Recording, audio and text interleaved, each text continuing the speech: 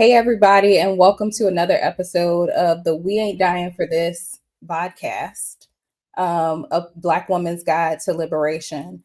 I'm so excited to be back with all of you. I know last week was a holiday, so we were off and not actually streaming the show, but so excited to be back this week talking about opting out as liberation with Deandra Coleman. And before we jump into the conversation and Deandra shares more about who she is and what she does, if you are listening into the stream, we'd love if you would plop into the chat where you are watching from. And of course, we're going to have people who are going to watch the replay. So if you can put in hashtag team live or hashtag team replay so we know that you're there. I see a couple of comments coming through from Nicole and Missy. Hey girls, how y'all doing? But so excited to get into this conversation. I know that there are probably a lot of new people who are joining the live. Okay, Lisa from Delaware. Hey, Brian from SoCal. Hey, y'all. A lot of people who are new to the podcast and are probably wondering, what is this about? Why did you start it exactly? So We Ain't Dying for This, a Black Woman's Guide to Liberation, was actually started because, frankly, Black women are dying. And it is very important for us to understand what liberation can look like for us, that we don't have to do the things that we've been taught that people tell us that we have to do. We can actually make choices and opt out of the idea of prioritizing everyone else over ourselves. Hey, Marion, Dorothea, someone's coming in from Toronto, from New York. Okay, Leandra, Dan, hey, Rose, Samara. It's so good to hear from all of you in the chat. So let's get into the conversation. Let's do it.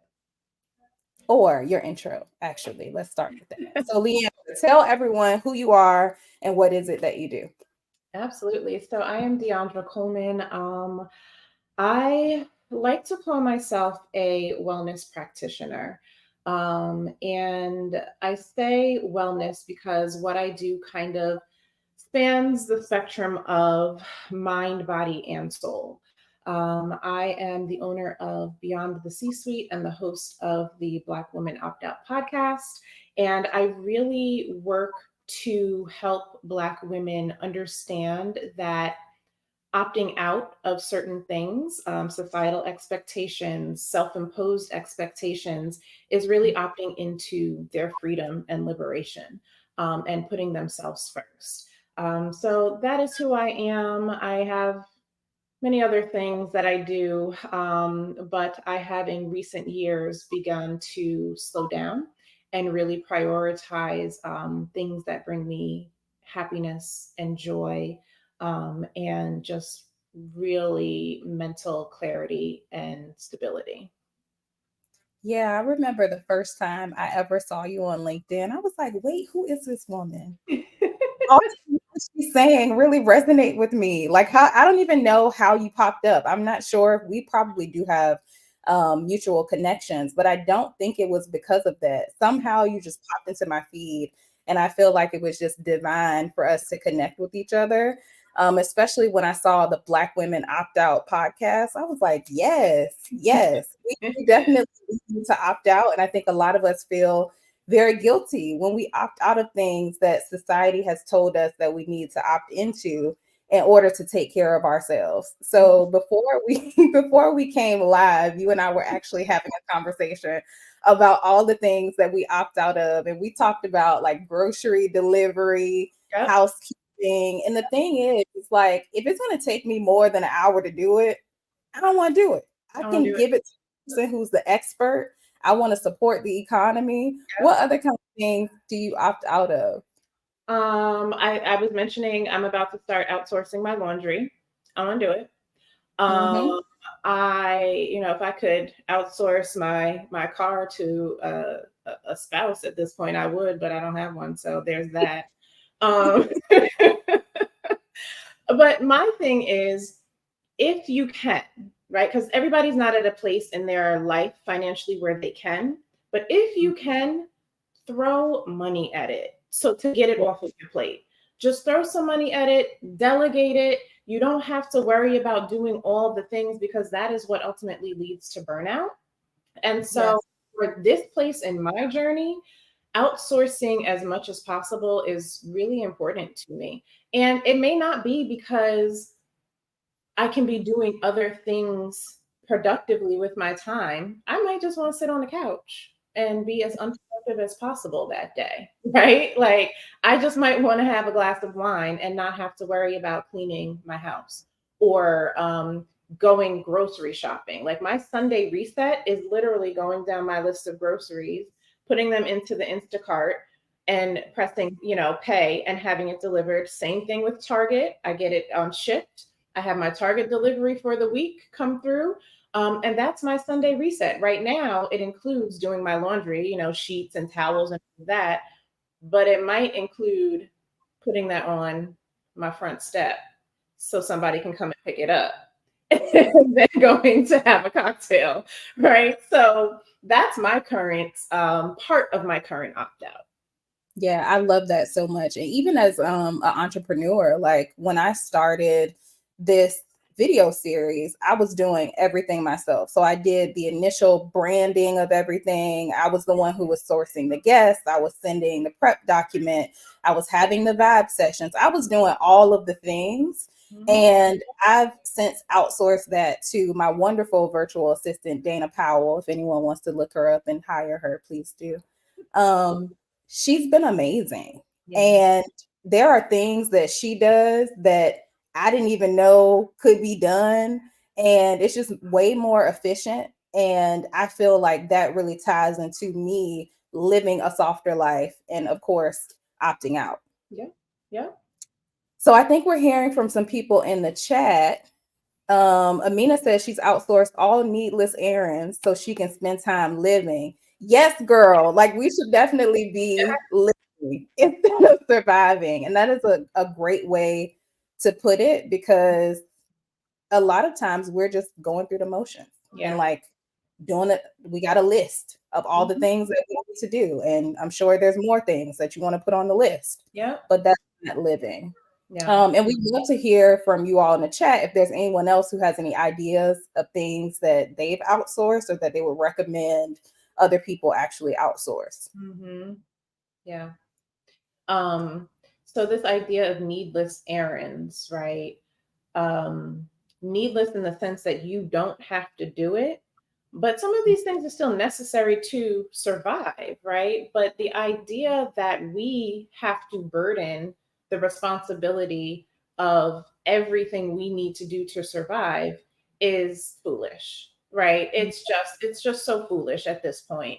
And I am of the mindset that we take care of so many things on a daily basis. We have to think of all the things. When you mentioned that to-do list, I, prior to my intentional opt-out, and I am just coming off of a 9-month sabbatical, prior to that, I had, the notes app in your phone Girl, had don't don't call me out. Don't call I'm me out right now. I called got the chart. My notes. Not good. I mean, it's good gonna because pull myself out if I can find it, because if you kept, like, it just kept scrolling and scrolling and scrolling and scrolling, because I am type A and I like to see the check marks, right? That used to make me feel really good to see all of those check marks in a row. And then when it would be like two things that I missed, I'd be like, oh my God, how did I miss that? Right. And then I'd have to go back and try to figure out how to do it or whatever. But then I'd scroll and scroll. I'd be like, yep, I'm productive. This feels real good. Um, and it was killing me. Quite frankly, it was killing me. And yes. so I stopped. I don't have a running to-do list Yeah. anymore. I do sometimes make shorter ones if there's an activity that I know I really need to kind of get done, right? But it is not a daily to-do list that I'm adding to, and holding my own feet to the fire of getting all of those things done. Mm-hmm. And not being flexible, Right. because learn this. It's funny, you learn this in your career, if you've been in a place that's more flexible, but then you Mhm. don't apply it to your actual life. Because I remember being at work years ago and feeling like, oh my goodness, I have this list that I need to complete and this deadline. And then my leader would say, it's a deadline, you can just move it. Right. And I'm like, what? Move the deadline? What do you mean move the deadline? But you can apply that same sort of principle to your own life. Yeah. Yeah. For sure. Yeah. So you mentioned your 9 month sabbatical. And during our first conversation with each other, we talked about like what happened leading to your opt out, as well as just how you enjoyed your 9 month sabbatical, just opting out of everything else other than the things that you really wanted to do that really brought you joy. So, can you share a little bit more about your story with those who are listening in? Yeah, I'm happy to. So 2023 for me was the worst year of my life. At the end of 2022, I had a traumatic life event happen, and everything that I thought I was and that I expected my life to be in the future was completely obliterated. I mean, just upended. And from that, I I really struggled and suffered. And my sense of purpose was completely skewed. I didn't really understand why this was happening. I felt like if this was stripped from me, I didn't think I had a purpose in the world anymore. And so I fell into a really, really dark depression. But high functioning, I look good in depression. Um, Most days I had hours where I was just on the floor. I was not getting up. I did what I had to do in order to make it look like I was okay. I still went to the gym every day. I still talked to my family. I still, spoke to my friends but in those interims in the in between time, I wasn't getting out of bed or I wasn't getting off the sofa or I was laying on the floor just kind of staring at the ceiling. Um, and it turned into suicidal ideations. I was like, I don't understand why I'm here. Like, my life was supposed to be this. This is what it's been for so long. And then this one event happens that was awful. And I didn't understand how I could bounce back from it and how I could continue living without this in my life. And then that turned into high functioning anxiety because when I did need to leave the house, people were so used to this thing being in my life that they would ask about it. And I didn't know how to have that conversation or how to talk about it. And so I Mhm. started like suffering from anxiety in social settings, like to the point where I didn't want to go and hang out with people who didn't really know what was going on or didn't know the severity of it because they would ask me about it. And then I was afraid I'd fall apart, right? Like, so it was just this bad cycle of depression and anxiety, traumatic, event and trying to heal and trying to do and I was running a very successful business, and I couldn't focus on sales anymore because like my thoughts were consumed by what was going on. And I was scared. Like, I was scared. I was scared for my life. I was scared for the people who I loved.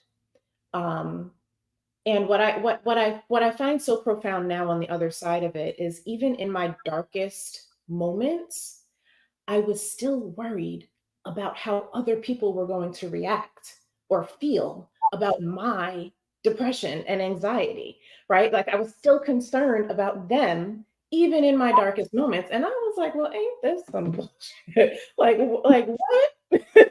How is that a thing? So I had to figure out how to come out of it.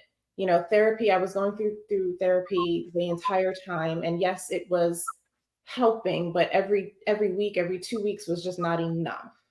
And so I knew that if I didn't take a break, I was not going to be here anymore. I was either going to die just from the sheer stress of everything that I was going through. I was going to die by an accident because my mind would be elsewhere when I was driving. Like I just knew that I wasn't going to be here. Mhm. Um, and so I started trying to figure out like, how do I fix this? And literally opting out was the only way that I could figure out how to do it. And when I say opting out, I don't just mean opting out of those, needless errands that we just talked about. I don't mean those things.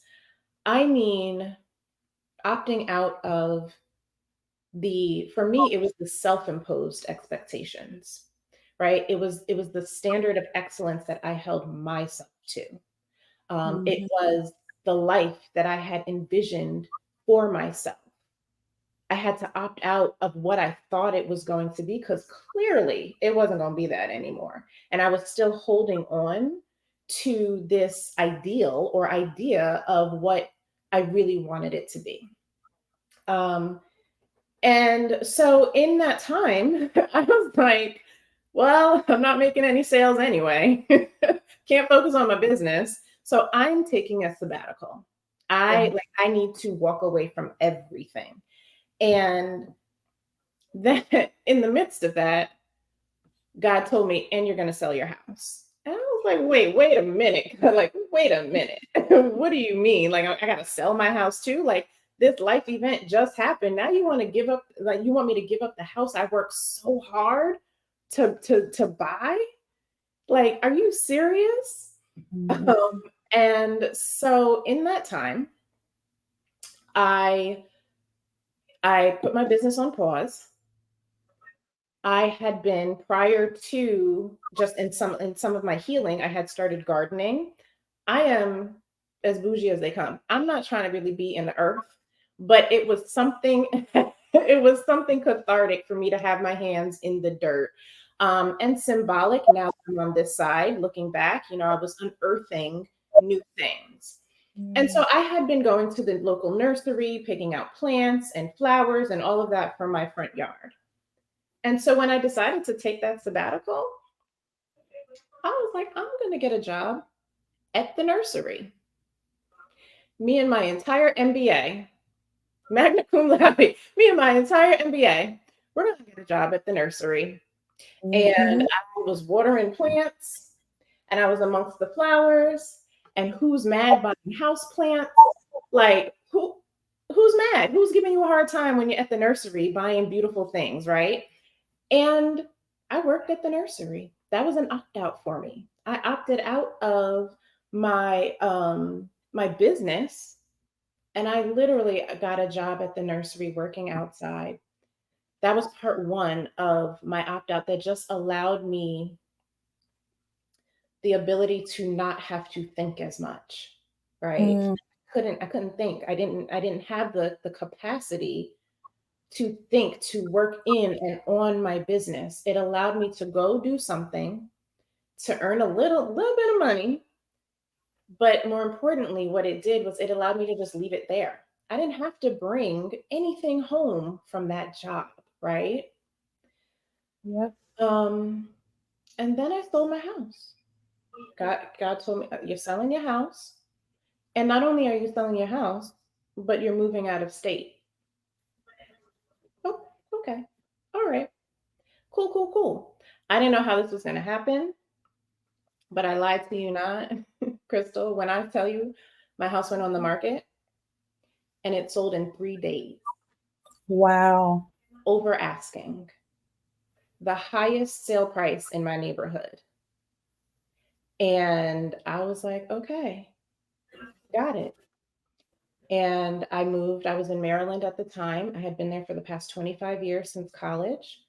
I moved back. I'm in New Jersey now, right across the river from New York. I'm a native New Yorker. So I was like, I'll go back close to home, explore the city, have new things to do, and all of that.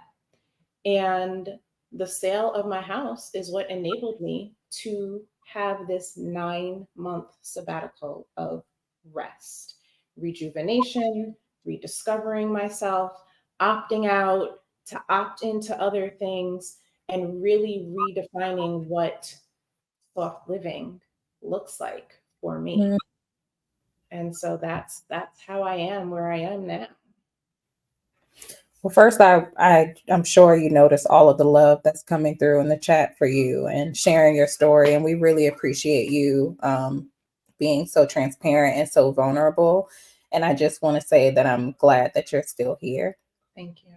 Me too. Um, because I know your story is resonating with a lot of people, and it definitely resonates with me because there are so many days where I just say to myself, I feel a little unfulfilled. What is it that I'm supposed to be doing? Like, you think that you know the thing that you're supposed to be doing, and then when it doesn't work out the way that you think it's going to work out, it's like, I don't know. What am I supposed to be doing? And I was talking to someone earlier today, and we were talking about how stillness, which through your sabbatical, you were able to have that stillness and like doing the things that brought you joy rather than the things that you had to do. Yeah. Yep. Give you the opportunity to just exist Yep. and just be. And also let Black women be. Yeah. And Please. although there's more to this shirt, it could be a period, which is something we talked about Yeah. before we got on the call. But I just appreciate you so much because there were even people in the chat who were saying they've been through something similar, and someone who said, "This is my actual life right Mhm. now." So I'm really hoping that the story that you shared, your testimony, your story, really does support them as they're moving through that. Yeah, I hope so. So I'm a firm believer that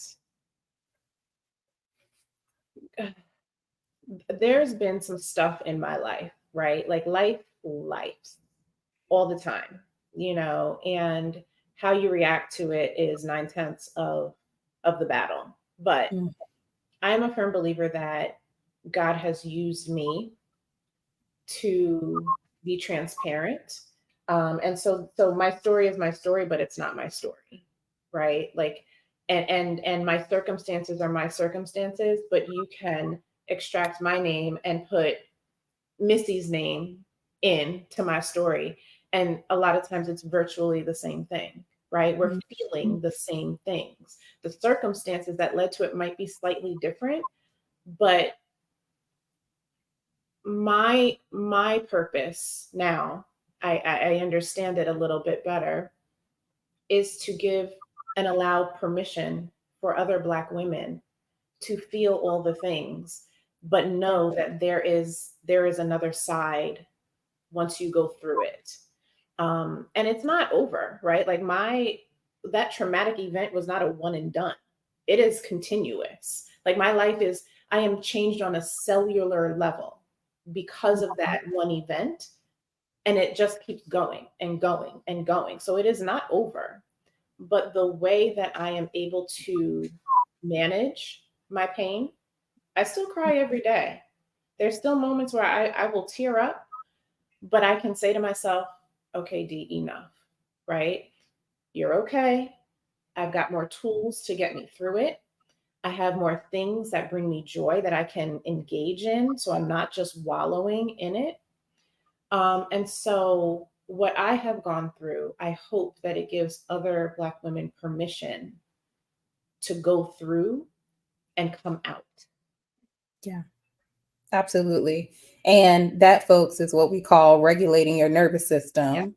And there was a previous episode a couple of weeks ago, I don't know what day it is, um, but with my friend Lauren DK in Atlanta, we were live at Healing While Building, and she is the founder of Harmona Wellbeing, and she does a lot of work around regulating your nervous system. She has a lot of videos here on LinkedIn where she shows you how to regulate your nervous system, which is something that is very helpful when you think about how you react to Mhm. things. Because Yeah. you're right, is most of the battle is how is that thing really impacting you internally? Yeah. Because we ain't dying for this. Right. We ain't die for that. No, not So at yeah, all.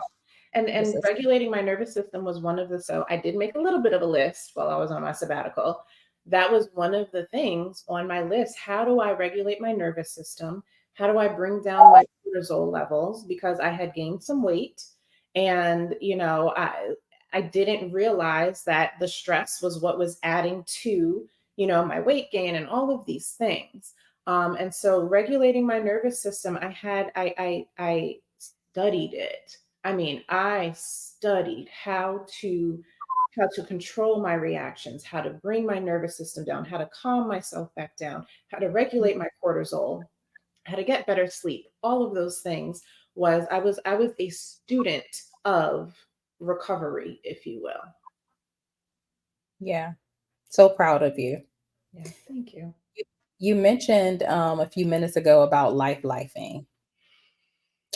And I know that we wanted to talk a little bit about like all the things that are keeping Black women up at night.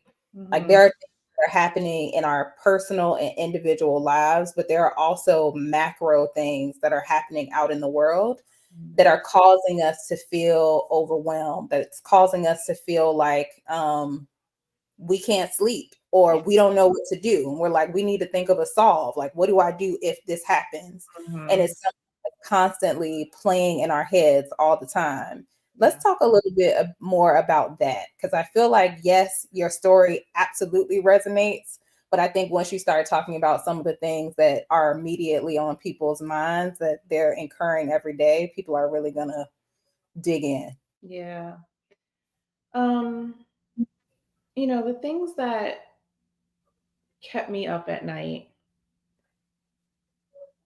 someone just mentioned grief in the comments, and that is what I was suffering from. I mean, it was pure grief. It was grief from the traumatic event. It was grief of the death of the life that I thought I was going to have, right? So it was all of these things that I had to really grieve and try to let go of. So those ruminations for me is what was keeping me up last year. And sometimes still to this day, right? It's still the grief. Like grief is so my therapist and I, in one of our conversations, the traumatic event was not the death of someone, but it was the death of a relationship. Yes. And with my type of grief, I almost think, and I am not belittling anybody's grief here, so I just want to put that disclaimer out there. But when there is still hope in the midst of grief, it's almost worse because Mhm. there's no closure. Yeah. You can't put a period on the grief because you just keep hoping that today will be the day that this turns around, or maybe it's tomorrow. And so it's just this vicious cycle of what ifs and hopes, and maybe today and then it's not, and then you're crying and then you're grieving, right? So those are some of the things that was keeping me up at night. Yeah. Beyond that, I mean, it was some of the, like, financially, even though I was okay and I made a pretty penny on the sale of my house, I was like, this isn't going to last forever. All right. And so I had to backtrack how long I wanted my sabbatical to be, but how soon I needed to start looking for a new job or really working on my business. But was I going to be ready to get back into it? Because mentally, I still wasn't healed. Right. But I knew I was going to have to start earning an income again. I couldn't live off of this money forever. So that kept me up at night. What are people going to think? There are still people in my life that do not know what this actual traumatic event was because I'm not ready to really talk about it publicly. Those Yeah. closest to me know, but those and we always like to say, oh, what other people think don't, it doesn't matter. And no, at the end of the day, it really doesn't. But it's a thought. How are people going to take this, right? How has this forever changed not only me but my extended family? How has this affected them? Not wanting to talk too much about it because, my parents, while I love them dearly and they are some of my biggest support, are in their 70s. And I don't want to burden them with all of the things that's coming with this, right? So I worry about their health. I worry about their emotional state because it's not only me, it's my entire family that is suffering from this, right? So for me, those are some of the things that keep me up at night. And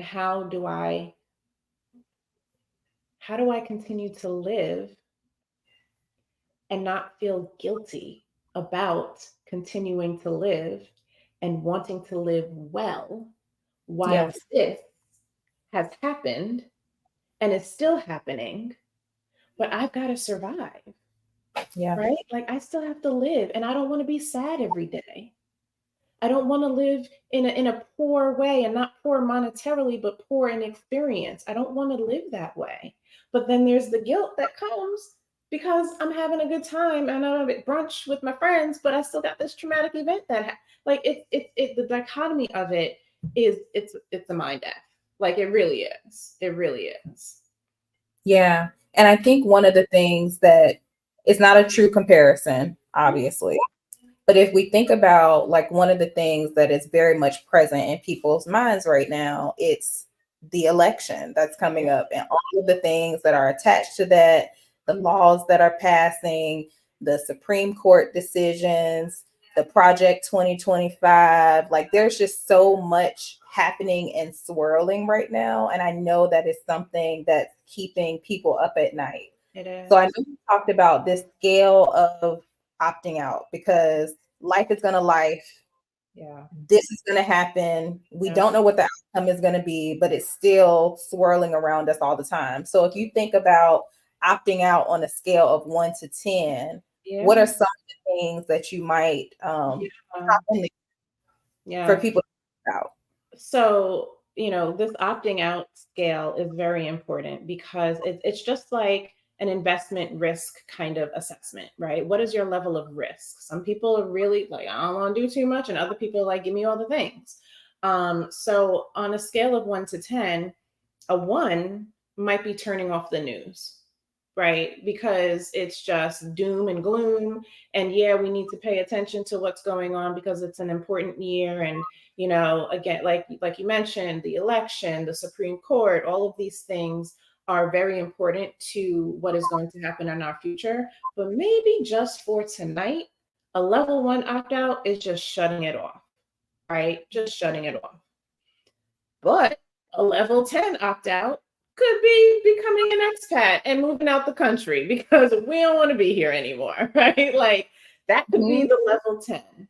In the middle, you have to figure out what that level of opt out looks like for you. But I encourage everybody who is listening, team live, team replay, wherever you are, figure out your scale of opting out on a scale of 1 to 10. Some days you can be at a 1 or a 2. What does that look like for you just to give you some peace? Sometimes in your life, like mine, it was a level 10 opt out, right? It was getting rid of all of the things that I knew and moving into something different. And I think that is something that can help save you, but also help you feel less guilt about opting out. Because sometimes it's smaller, sometimes it's larger, right? It balances. Yeah, the way that you're talking about opting out is kind of the way that we talk about liberation on this show. And that I think a lot of people assume that either you're liberated or you're not. But the Hmm. fact is that liberation is not binary. There are many ways for you to feel liberated, which is why it's so important for us to talk about these different topics because there are some things that people can opt into and some things that people can't. Like everybody can't sell their house, but you can turn off the news. Yeah. Yeah.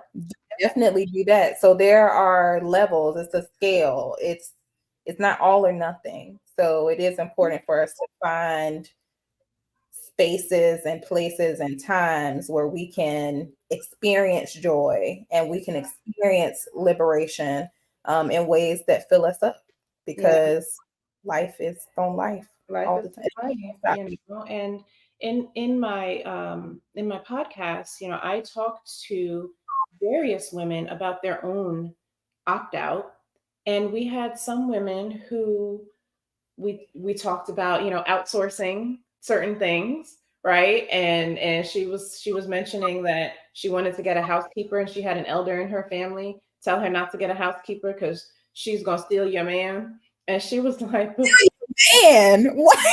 Girl. Yes. And she was like, but is she still gonna clean my house? I just need her to clean my house. If she's still, like, we can talk about that if she wants him that badly. Like, I need my house cleaned, right? So that was her level of opt out. But then I had other guests who opted out of motherhood. Like, she knew from it. She was like, I didn't want to be a mother. And not having children, she it was so provocative, but I loved her so much for saying it. She said, not bringing children into this world is the best form of love that I can show my children. Mm-hmm. And I was like, whoa, that's really deep. Another woman opted out of she's in her 50s, 25-year marriage. She was like, this ain't for me anymore. And we've known it for years, but we Yeah. stayed in this marriage because we were trying to follow what society says. And we had a family and we had kids and all of this. And she was like, 25 years in, I'm done. And she is living her best life right now. Dating again. She posts her dating stories like on the apps and stuff. She'll post it. She's moved to a new city, new car, just living her best life now. So that was her level 10 opt out. It's different for different people.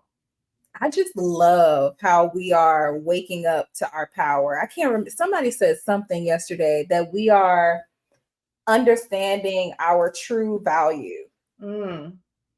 And I think that's so important because for so long we have tied our value to jobs or Yeah. relationships or all the things when honestly, innately, we are enough. Yes. We have been taught that if we're married, if we have kids, if we have the job, if we buy the house and have the nice car and the money and all the things, those are the things that make us worthy when in fact we are already Yeah. worthy just by existing. So if y'all don't take nothing else away from this conversation, you are worthy You're worthy. You're of all worthy. the You matter, right? Your yes. presence matters. Um, it might not your life might not look like what you thought it was going to. And I think that's most people at this juncture, right? Um, but you're worthy of whatever it is that you really want. It's possible. It's not always easy. I'm not going to sit here and say it's easy because these past 9 months for me has not been easy.